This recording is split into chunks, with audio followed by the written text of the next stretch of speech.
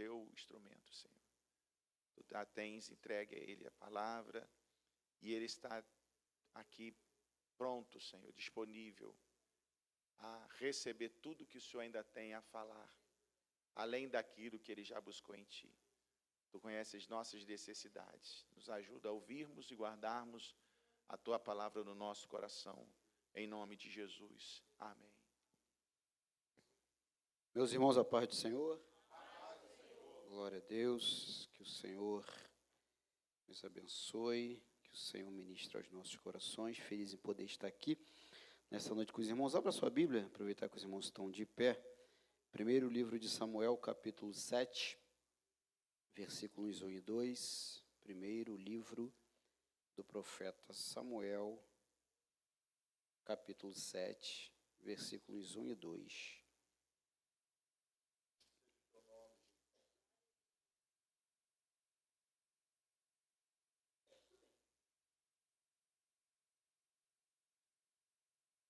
Diz assim a palavra do Senhor. Todos encontraram? Então vieram os homens de Queriate Jearim e levaram a arca do Senhor, e a trouxeram à casa de Abinadab, no outeiro, e consagraram Eleazar seu filho para que guardasse a arca do Senhor. Versículo 2. E sucedeu que desde aquele dia a arca ficou em Queriate Jearim, e tantos dias se passaram, que chegaram até 20 anos. E lamentava toda a casa de Israel após o Senhor. Agora, segundo livro de Samuel, capítulo 6, versículo 11. Segundo livro do profeta Samuel, capítulo 6, versículo 11, que diz assim: E ficou a arca do Senhor em casa de Obed-edom, o geteu, 3 meses. E abençoou o Senhor Obed-edom e toda a sua casa. Pode se assentar? Amados irmãos, esse mês é o mês das mães, né? Estamos aí felizes porque domingo foi o dia das mães. Com certeza foi uma bênção, né? Para as mamães, para os filhos.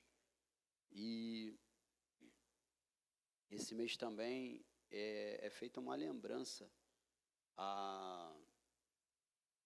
em relação ao combate e à violência sexual infantil. Dia 18 de maio será o 25º ano que foi promulgada esta lei do Maio Laranja. E tiro esse tempo para falar sobre isso, para a nossa reflexão, porque alguém pode pensar assim, irmã Andréia, não, mas aqui em Alma não acontece isso não. Em off, conversa comigo depois. Não, mas em Del Castilho não acontece não. Não, em Maria da Graça, Engenho da Rainha, Tomás Coelho, não acontece essas coisas não. Irmãos, essas coisas são tão vivas e tão reais quanto o irmão que está ao seu lado ou o banco que você está sentado. Seja em vários ambientes, eu não vou me falar muito aqui, porque eu estou vendo aqui poucos mais adolescentes, e acaba não sendo próprio falar muito sobre isso, né? Com essa faixa etária, a não sei se for numa linguagem própria para eles em outro momento. Mas é só uma conscientização, é só uma reflexão que nós pais precisamos ter, que nós pais, então, precisamos aprender, olhar, observar o que está acontecendo ao nosso redor. Com certeza na escola do seu filho, com certeza na escola do meu filho, com certeza na comunidade onde a gente mora, no bairro onde a gente mora, isso está acontecendo. E só para vocês terem uma ideia, apenas 10% são notificados ou são registrados. Apenas 10%. Então, de todos os dados que nós temos, você pode botar aí mais 90%. E que nós, como igreja, né, possamos continuar a nos posicionar. Estava segunda-feira retrasada, E eu vou utilizar a palavra que utilizou a senadora Damares, quando ela disse que os pedófilos sairão do Brasil. Eles sairão do Brasil. Eles não subsistirão no solo brasileiro. E ela tem um grupo de pessoas que estão trabalhando e também orando. E, inclusive, o que me chamou a atenção é que na Câmara Municipal, o pastor Leandro, ela falou assim, pastor Gomessino, pastor Natanael, pastor Robson, ela falou assim que ela foi abusada dos 6 aos 9 anos de idade. E ela subiu em uma árvore para tirar a sua vida. E ela falou assim mesmo, eu vou falar porque o Estado é laico. Eu subi para tirar a minha vida. Jesus lá falou comigo. E eu desci para salvar vidas. E aquilo ali me marcou, né? Pelo ambiente que ela estava, pela propriedade que ela estava. E essa tem que ser a nossa percepção. Mas, em outro momento, só com homens, mulheres, pais e mães, a gente fala mais sobre essas coisas que estão aí latentes na nossa sociedade.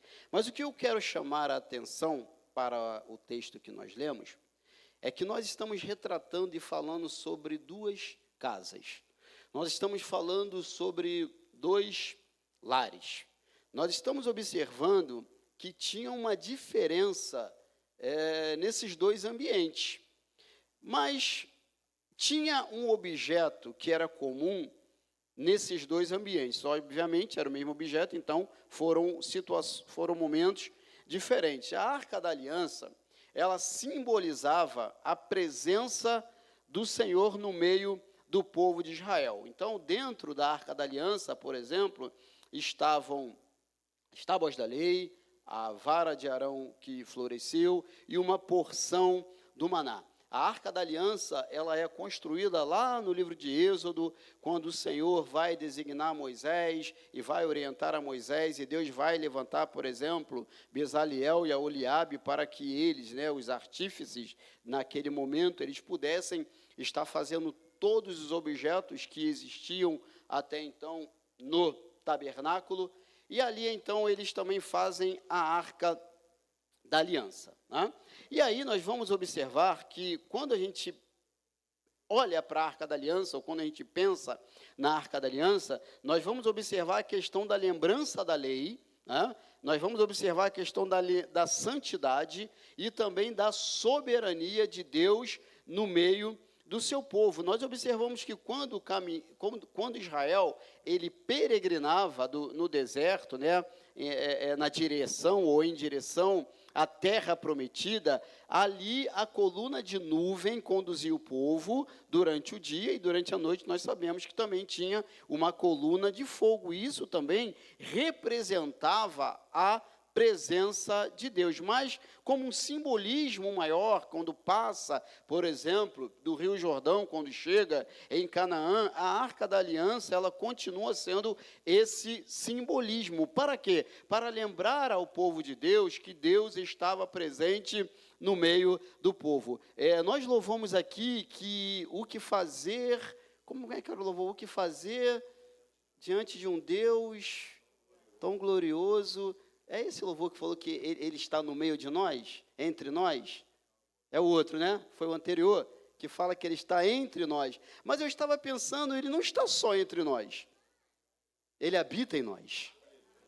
Através do Espírito Santo de Deus, Deus habita em nós. Então, nós carregamos a presença de Deus. Não é só Deus no meio de nós, é Deus em nós. Irmãos, isso é tão forte, isso é tão importante, que nós precisamos nos apropriar desta verdade, e quando a gente se apropria desta verdade, a gente entende que, independente das circunstâncias que estejam ao nosso redor, Deus habita em nós.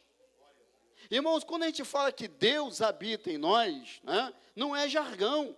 Não é a gente pensar que, mas o que é a presença de Deus? A presença de Deus, ela é tudo. Moisés, quando está nesse deserto, peregrinando, não aguentando tanto problema, tanto sofrimento, Moisés, ele pede a presença do Senhor, o Senhor fala que vai enviar um anjo, e aí Moisés fala para o Senhor, Senhor, se a tua presença não for comigo, não me faça sair daqui. E Deus vai falar para Moisés, a minha presença, ela vai contigo e vai te dar descanso. O que habita em você?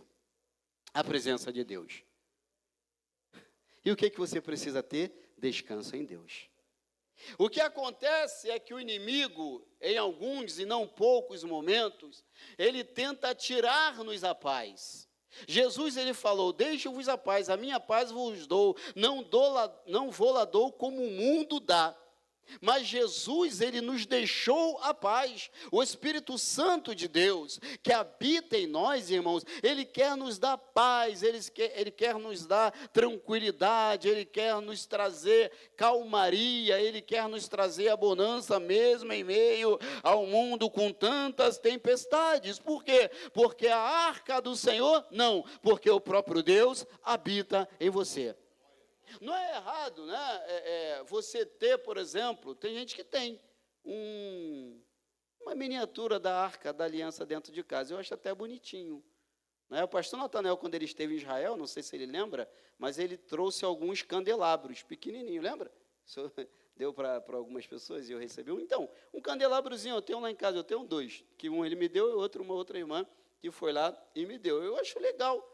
Acho bonito, uma lembrança, né? Você olha aquilo ali e tal, mas aquilo ali não é a presença de Deus, não carrega a presença de Deus. A presença de Deus quem carrega é você. A presença de Deus quem carrega sou eu. A presença de Deus quem carrega somos nós. A luz somos nós que levamos, somos nós que carregamos. Então, onde existem trevas, quando existe ou quando chega a presença de Deus, ou quando chega a luz, as trevas precisam ser dissipadas, irmãos. Então, a presença de Deus aqui estava no meio do povo. Mas por que essa arca da aliança, ela saiu do tabernáculo, né? Porque ainda não tinha templo, ela sai do tabernáculo e vai então para a casa de Abinadab e depois para a casa de Obed-edom. Foram os 2 textos que nós lemos. Nós vamos observar que antes da arca ir para a casa de Abinadab e depois para a casa de Obed-edom, ela esteve com os filisteus.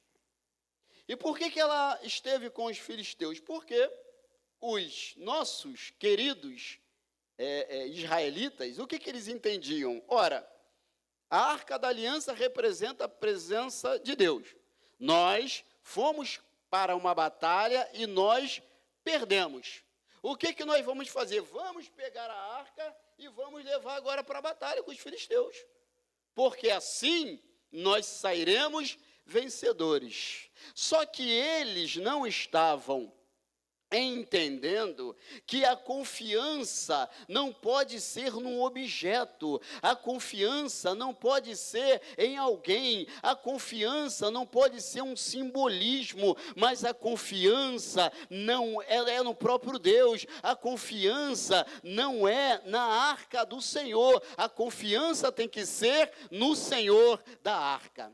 A confiança não é o respeito, não precisa ser na arca do Senhor, mas precisa ser no Senhor da arca. O povo continua místico, o povo continua com os seus, alguns lugares por aí, com os seus objetos, fazendo prece para não sei o quê, né? Tem gente que às vezes coloca uma fita e eu fico perguntando aos colegas, para que essa fita? Essa fita eu fiz alguns pedidos e quando ela arrebentar, o pedido vai se cumprir. Tá bom, mas quando ela arrebentar e o pedido não se cumprir, você me fala.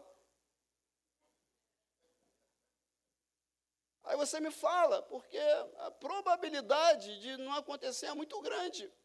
Não, mas eu tenho fé, não sei o quê. Irmãos, Deus, ele às vezes vai até fazer pela fé da pessoa em Deus, não da fé da pessoa na fita, que a pessoa coloca, ou em alguma outra coisa. Mas aí, esta arca da aliança, quando o povo de Israel né, que mistificou e vai para a batalha, o povo perde a batalha.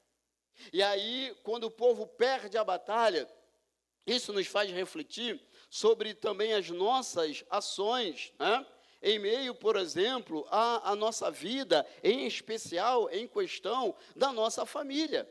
Né? A segunda parte eu vou falar um pouquinho sobre algumas características que nós deixamos, ou que marcam os nossos filhos, ou que marcam a nossa casa, ou que marcam a nossa família. Só que a Arca da Aliança, quando ela vai para as mãos dos filisteus, os filisteus eles vão pegar a Arca da Aliança e vão colocar no templo de Dagon.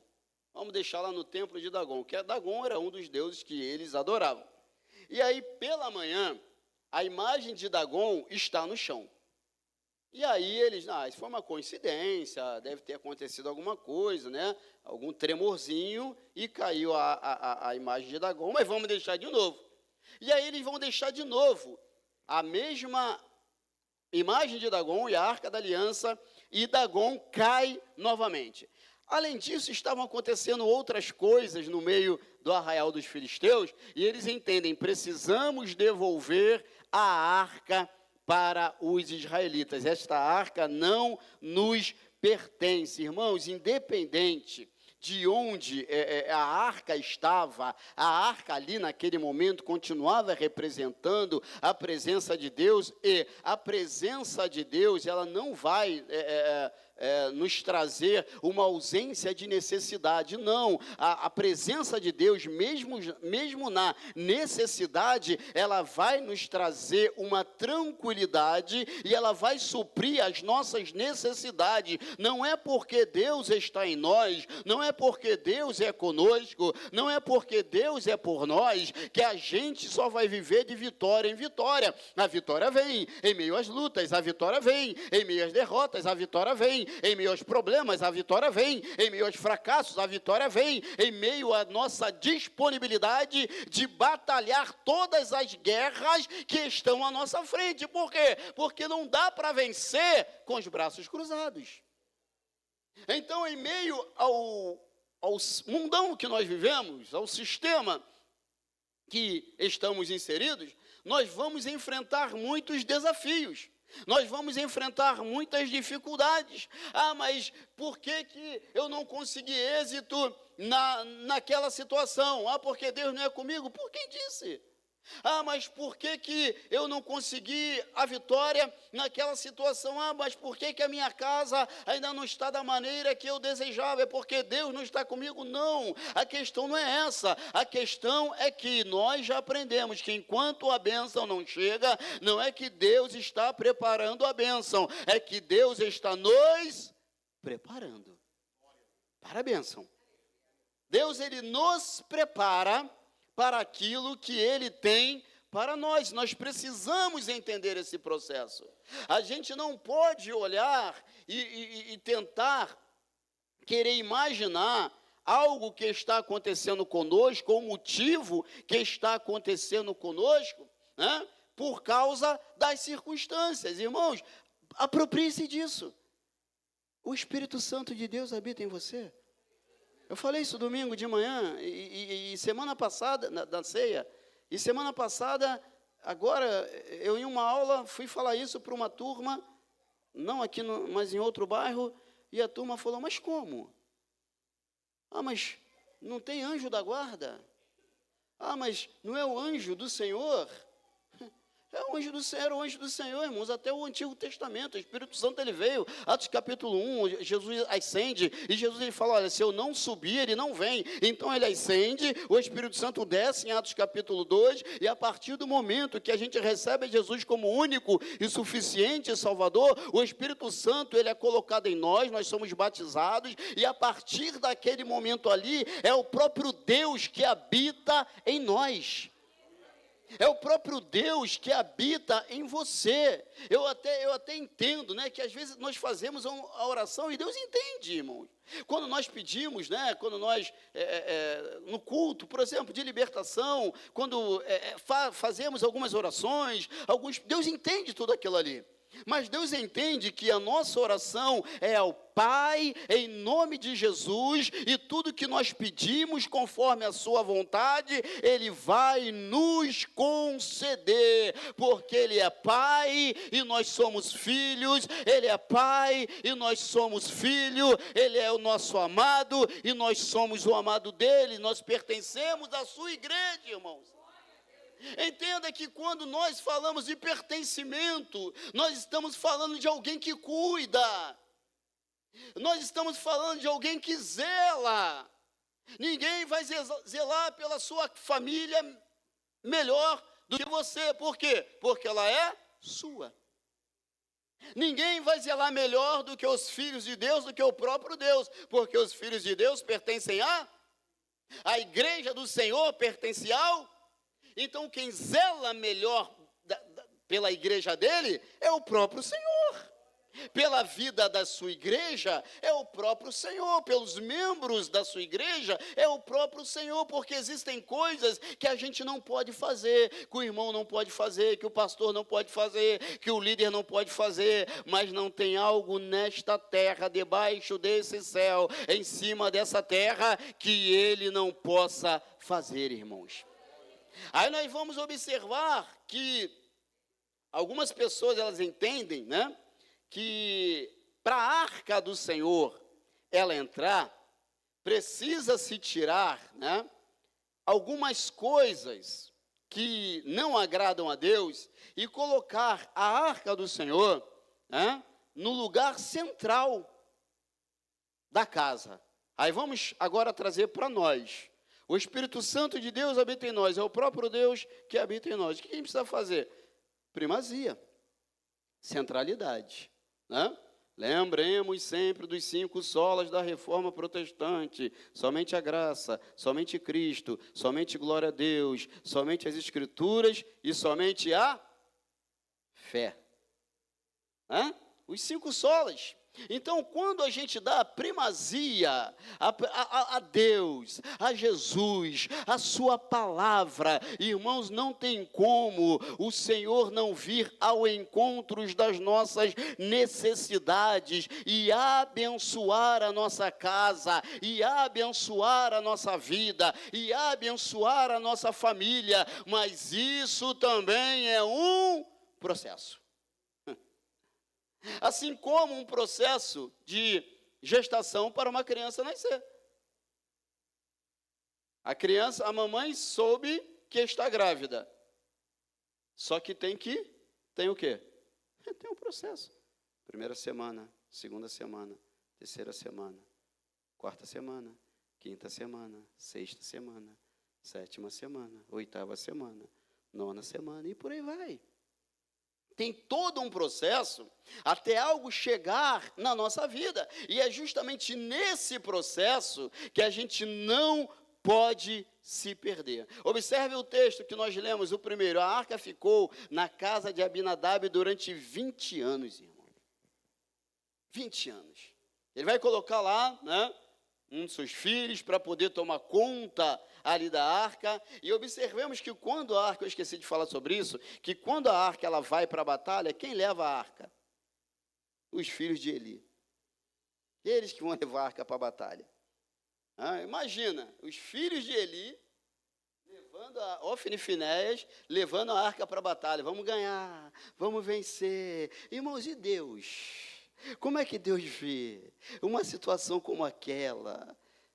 Eles não podiam estar carregando a arca, né? A gente observa aqui também em 2 Samuel, capítulo 6, depois, quando estão levando a arca, né? Bota a arca em qualquer carro, de qualquer jeito, e aí o Uzá, né, que vai tentar segurar a arca, ele acaba sendo fulminado, ele acaba morrendo. Ou seja, a arca não pode ser levada, conduzida de qualquer forma, de qualquer maneira. Nós precisamos entender essa diferença. 20 anos e 3 meses, 20 anos não teve, a casa não foi abençoada, não teve mudança mudança. 3 meses, teve uma mudança. Entenda, eu não estou falando aqui exatamente em números. O que eu estou trazendo para a minha e para a sua reflexão é que se Deus habita em nós, e nós temos a certeza de que Ele habita em nós, ainda que não sejam 3 meses, ainda que não seja 1 ano, ainda que não sejam 2 anos, mas algo vai acontecer na minha casa, algo vai acontecer na sua casa, conforme a vontade de Deus, irmãos. E deixa eu já abrir um parênteses aqui, não pensa que você, né, é o Abinadab, não. Ah, pastor, mas ele está em tanto tempo na igreja, então eu sou Abinadab. Não, não é isso que a gente está querendo dizer, não, de forma alguma. O que a gente está trazendo para nós aqui é uma reflexão, é de que nós, mesmo sendo Obed-edom, os nossos 3 meses podem significar 30 anos, 15 anos, 18 meses, 5 anos, não importa. O que importa é eu ter a convicção e a certeza: Deus habita na minha vida. Eu ainda não estou vendo a vitória, mas eu não sou Abinadab, eu sou Obed-edom. Aí o inimigo, ele vai ficar lançando seta. Na sua casa está assim, a sua vitória ainda não chegou, a sua bênção você ainda não conquistou, tem alguma coisa errada na sua vida. Irmãos, hoje a gente não escuta muito, né? Hoje a gente às vezes nem tem amigos como os amigos de Jó, mas se a gente deixar, o que o inimigo vai lançar seta na nossa vida, vai ser pior do que as setas que os amigos de Jó lançaram. Serão setas piores. E a gente precisa carregar essa marca em nosso coração de que nós somos representantes e embaixadores de Deus nesta terra. Aí a gente vai observar ainda, nessa situação, que a Arca da Aliança, representando a presença de Deus, mas ela por si só, né, ela não tinha condição alguma de fazer algo por alguém, mas as bênçãos, elas provêm do Deus da arca. A partir do momento que nós conduzimos a nossa vida com diligência, com fé, com o amor, com tudo aquilo que o Senhor, Ele coloca para nós conduzirmos a nossa vida, irmãos, quando a gente observa, por exemplo, falei isso recentemente em algum lugar, quando o salmista Davi, ele fala: já fui moço, agora sou velho, mas nunca vi um justo desamparado, e a sua descendência mendigar o pão. Geralmente a gente pensa somente nas questões materiais,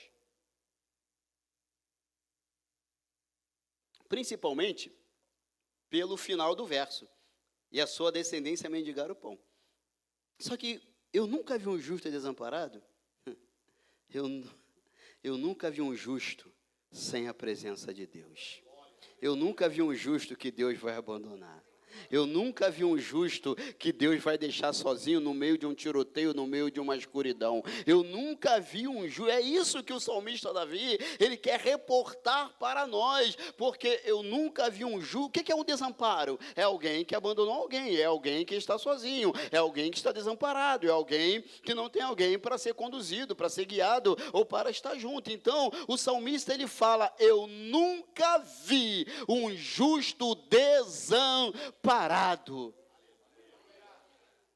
E aí eu repito, depois do início da igreja, não tem mais, eu sei que a Bíblia até fala, né, que o anjo do Senhor acampa ao redor daqueles que o temem e o livra, obviamente, né? Mas hoje o que habita em nós é o próprio Deus. É o próprio Senhor, irmãos, que habita em nós. O que habita em nós é a própria presença de Deus. E aí a gente vai observar que este povo, eles não tinham ainda, né, entendido esta questão da arca da aliança dentro de casa. E aí o povo de Israel estava com essa frustração, né? Primeiro, por causa de Abinadab, né? E segundo, porque Davi, cheio de boa intenção, ele vai tentar novamente levar a arca agora, né, para Jerusalém, e aí ele vai lá preparar os carros, né, de bois, porque ele precisava, né, imagina a felicidade, vamos retornar com a arca da aliança. Só que o problema de Davi ali não era a questão da intenção. O problema de Davi foi não fazer o que ele fez depois, consultar com os anciãos como ele deveria levar a arca, trazer a arca de volta, porque ele foi na base da emoção, porque ele foi na base da euforia, porque ele foi na base do vambora, é festa, vamos logo levar essa arca para Jerusalém. E aí quando os bois, começam a tropeçar, ou quando os bois tropeçam, conforme diz o texto, Uzá, ele vai tentar segurar a arca, e ali então ele acaba fulminado. E aí nesse período, ou depois disso, a arca vai ficar na casa de Obed-edom durante 3 meses. E o texto ele diz que o Senhor abençoou toda a sua casa. E quando a gente fala de bênção, de o Senhor abençoou, repito, não estamos falando apenas olhando por um prisma. Não é o prisma, porque o Senhor abençoou, então o Senhor vai me dar condição financeira. Não, não é isso. Irmãos, nós já somos salvos. O que vier depois disso é lucro. Nós já somos salvos em Cristo Jesus. O que vier nisso, irmãos, é bênção, é maravilha, é glória a Deus, mais aleluia, mas o nosso maior motivo de glória a Deus, aleluia, é o Senhor nos resgatar lá do lamaçal do pecado, lá das trevas, e trazer para a sua maravilhosa luz, e nos dar um nome, e nos dar, irmãos, condição de sermos chamados de filhos de Deus. E o que vem depois disso, irmãos, é lucro. Então, quando a gente fala de bênçãos, nós estamos falando do cuidado, nós estamos falando do zelo, nós estamos falando da presença de Deus, nós estamos falando da comunhão com Deus, nós estamos falando de Deus nos conduzir, de Deus cuidar da nossa casa, de Deus cuidar do nosso lar. Aí alguém, porque a minha casa, meu lar ainda não está do jeito, ainda não está do jeito, mas no momento certo, Deus ele pega o corretivo e aí tira o ainda, e aí a frase vai ficar: e a minha casa está conforme a vontade de Deus, irmãos. Porque Deus é que opera, e às vezes nós queremos que Deus ele haja no nosso tempo, na nossa hora, na nossa forma. Mas eu sou Obed-edom, eu não estou vendo a bênção. Mas o fato de você, por exemplo, no mês de maio, estar orando pela sua família, pela sua casa, sabe o que significa? Que você tem família, que você tem casa. Você está orando pelo seu filho, você está orando pela sua filha, você está orando pelo marido, você está orando pela esposa, você está orando pelo pai, você está orando pela mãe. É sinal que você tem.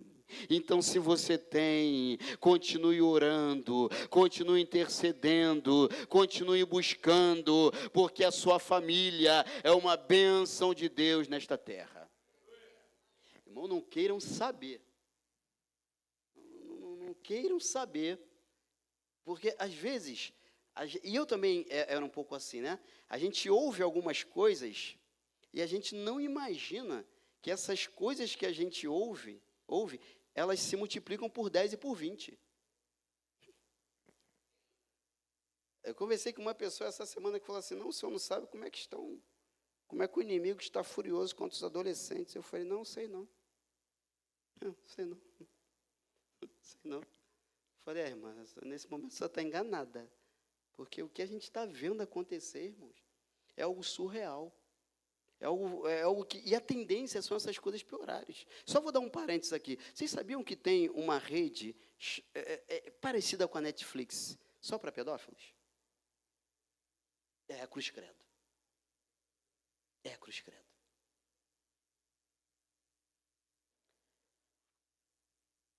A maioria, ou melhor, milhões de canais, milhões, não vou saber agora exatamente quantos milhões, mas milhões de canais no Telegram são voltados para a pedofilia. E por aí, mais coisas acontecendo. E aí a gente para analisar, quando a gente vê os nossos jovens reunidos, quando a gente vê os nossos adolescentes reunidos, quando a gente vê as nossas crianças reunidas, quando os nossos adolescentes jovens voltam do Jamix Camp, quando eles vão, quando eles voltam, quando eles ficam lá, quando eles estão na igreja, quando eles estão aqui louvando ao Senhor, irmãos, que é uma bênção maior do que essa, do que os nossos filhos. Ah, mas eu ainda não tenho um filho, mas é o filho do irmão. Ah, mas eu ainda não tenho neto, mas é o neto do irmão. Então nós devemos nos alegrar sim, porque essa geração ainda vai ser um canal de bênção muito maior ainda na vida da sociedade que estamos inseridos, irmãos. Os nossos adolescentes, os nossos jovens ainda farão diferenças maiores na vida dessa sociedade corrompida. Os nossos adolescentes, os nossos jovens, através da nossa oração, do nosso comportamento, da nossa vida, eles vão continuar levando a Jesus na escola, no trabalho, no curso, na faculdade, e alguém, alguma vida, alguma alma ainda será impactada por essa turma que está crescendo aqui, no caminho e na presença do Senhor, irmãos. A igreja, o mundo não está pior por causa da igreja, irmãos. Por causa do Espírito Santo que habita na vida da igreja. Por causa do Espírito Santo que habita em nós. E se depender do nosso general, do nosso coronel, do nosso capitão, ou seja lá o que for, do nosso líder, do nosso sumo pastor, do nosso sumo sacerdote, a vitória continuará sendo do povo de Deus, irmãos.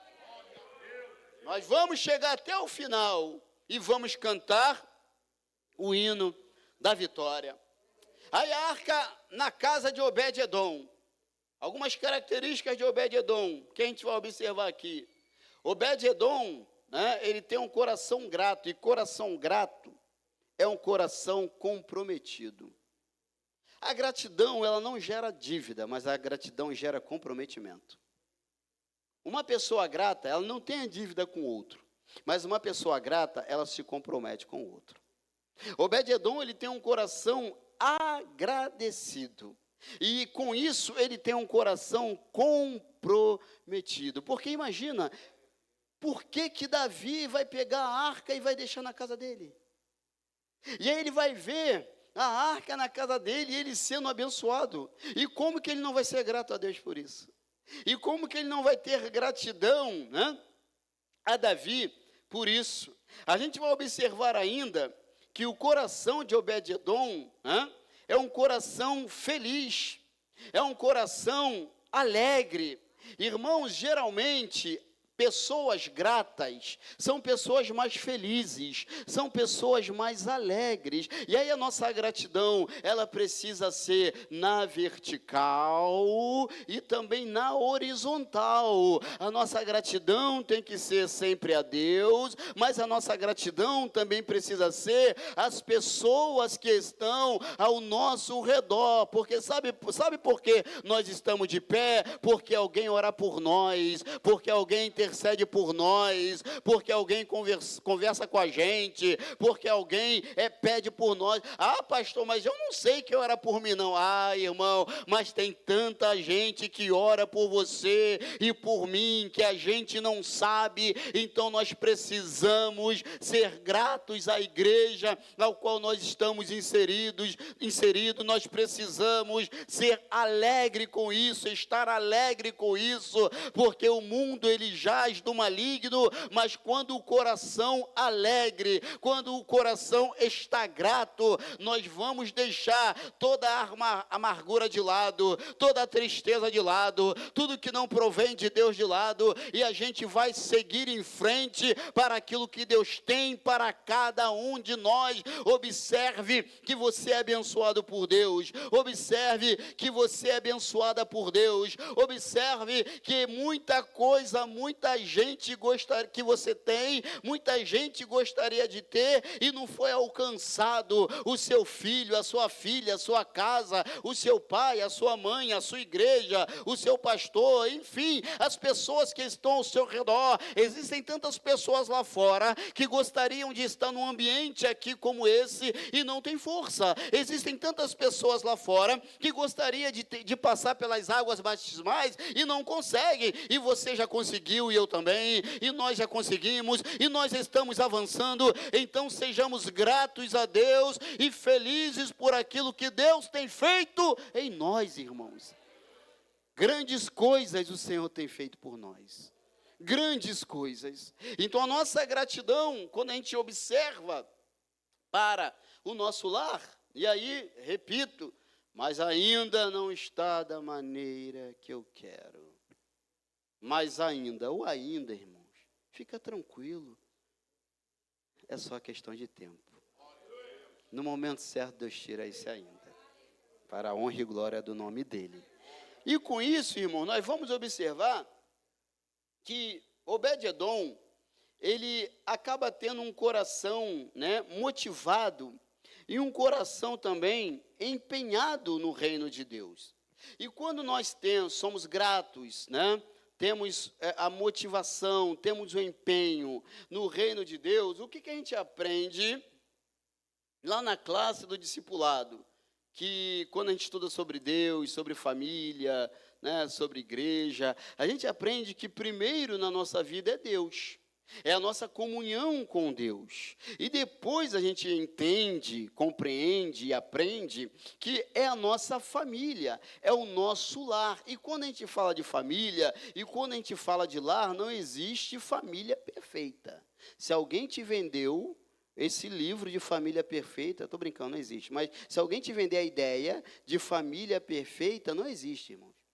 Não existe uma família perfeita. Todas as famílias têm os seus problemas, têm as suas dificuldades. Uma de um lado, outra de outro lado. Todo casal tem as suas diferenças, né? Tem os seus problemas. Não tem um casal que não tenha uma diferença. Agora, o que a Bíblia fala em relação ao amor? O amor, tudo sofre, tudo supera, né? Espera. Enfim, a gente entende que quando estamos na casa de Deus, o nosso comprometimento com o reino de Deus, obviamente, né, está acima de todas as coisas. Mas a gente não pode se esquecer de cuidar da nossa família. A gente não pode esquecer de cuidar do nosso lar. A gente não pode esquecer de proteger os nossos filhos. A gente não pode, mas eu não tenho um filho, mas de repente tem sobrinho. Mas eu não tenho sobrinho, mas tem neto. Mas eu não tenho nem sobrinho, nem filho, nem neto. Adota um adolescente aqui na igreja e ora por ele. Adota uma criança e eu vou te adotar em oração. Eu vou cuidar de você junto com a sua mamãe, junto com o seu papai. Eu vou estar contigo, né? Tendo em vista que eu não tenho filho, não tenho neto. Então eu vou adotar. É para mim. Para eu poder adotar no sentido de cuidado espiritual, de oração, ok? Então é tempo, irmãos, né? Ou já passou o tempo de nós olharmos para essas situações, né? De nós cuidarmos dos nossos filhos, né? Da nossa família, da nossa casa. Eu sei que a correria é muito grande, e isso serve também para os filhos cuidarem dos pais, né? Para os filhos cuidarem dos avós. Eu sei que a correria é muito grande, a nossa vida, né, ela é muito agitada, mas se a gente não der atenção para eles, o mundo vai dar. E o mundo dá sem pena. E o mundo dá tempo mesmo para eles.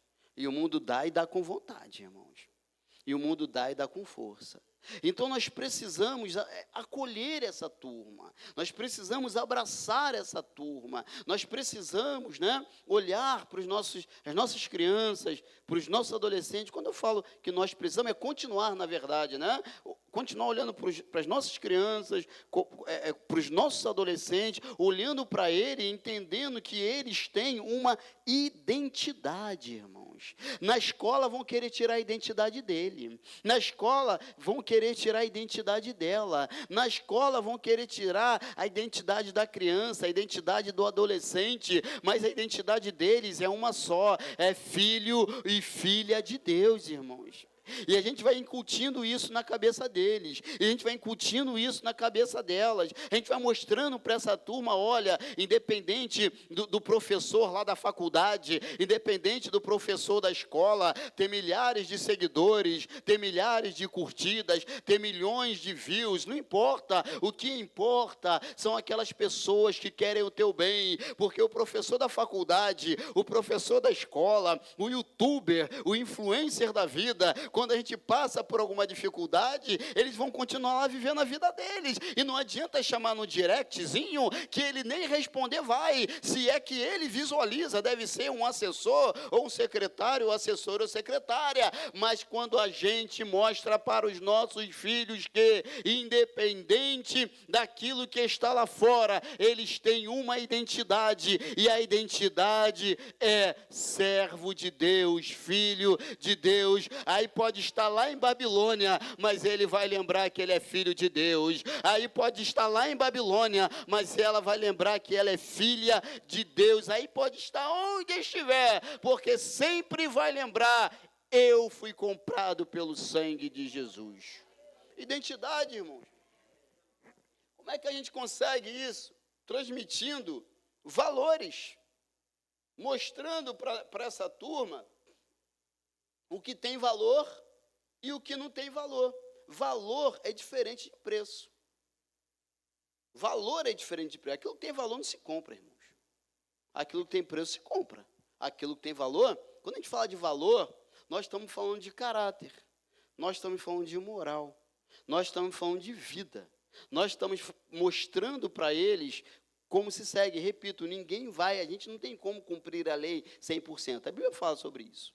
Mas aquilo que a gente consegue cumprir, a gente vai cumprindo. E aí vai transmitindo esses valores para eles no dia a dia. Aí eles vão olhando para nós, e ainda que todos nós sabemos das nossas imperfeições, que somos imperfeitos, mas ainda que nós sejamos assim, eles vão olhar para nós e eles vão falar assim, eu quero ser igual ao papai, eu quero ser igual a mamãe, eu quero ser igual a vovó, eu quero ser igual ao vovô. Aí nas nossas orações, nós pedimos, Senhor, que seja melhor do que eu, que seja melhor do que eu, que vá mais longe do que eu, que alcance mais lugares do que eu, que seja mais servo, mais serva do que eu, que entenda melhor a tua palavra do que eu. Para ele tá bom ser igual a gente, mas para a gente quer que eles sejam melhores do que nós. Esses devem ser os valores que nós precisamos passar dentro da nossa casa. E não tem jeito. Por isso que eu falei, falar de família, né, é complexo, porque cada família tem a sua estrutura. Cada família tem o seu modo ali de viver.